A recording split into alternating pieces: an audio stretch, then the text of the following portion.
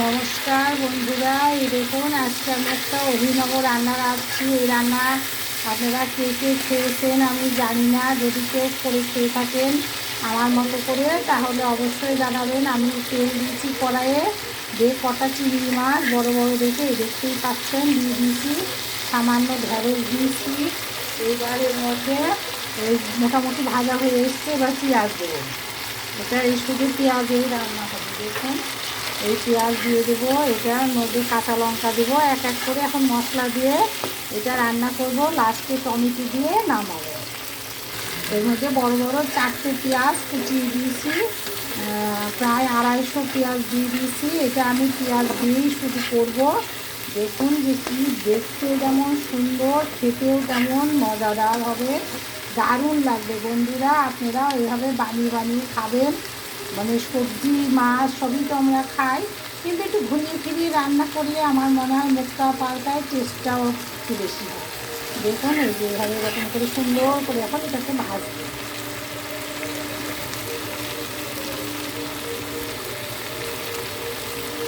এই দেখুন পরিমাণ মতো একটু হলুদ দিয়ে দিয়েছি।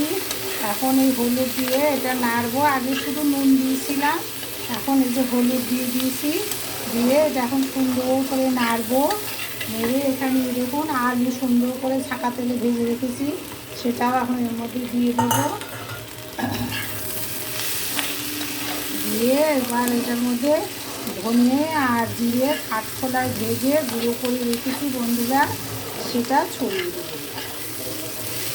দিয়ে এইভাবে আপনারা রান্না করে খাবেন বন্ধুরা, দেখবেন যে কি দারুণ লাগে। দেখুন এর মধ্যে এখন এই যে একটু বড় জল ফুটিয়ে রেখেছি সেটা দিয়ে দেবো, যাতে তরকারিটা খুব সুন্দর মাখা মাখা হয়। এই যে দেখুন টমেটো কেটে ধুয়ে বীজ ফেলে দিয়ে নিয়েছি, এবার এগুলোও দিয়ে দেবো।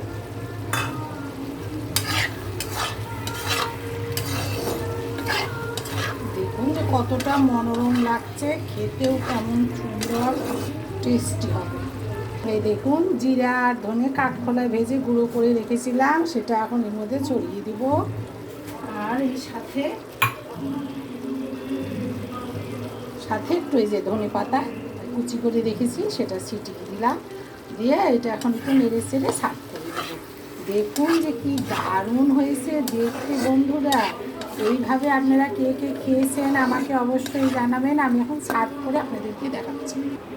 এই দেখুন বন্ধুরা আমার ঢেঁড়স চিংড়ির মশলা কীরকম হলো আমাকে অবশ্যই আপনারা কমেন্ট করে জানাবেন। আর আজকের মতো টাটা।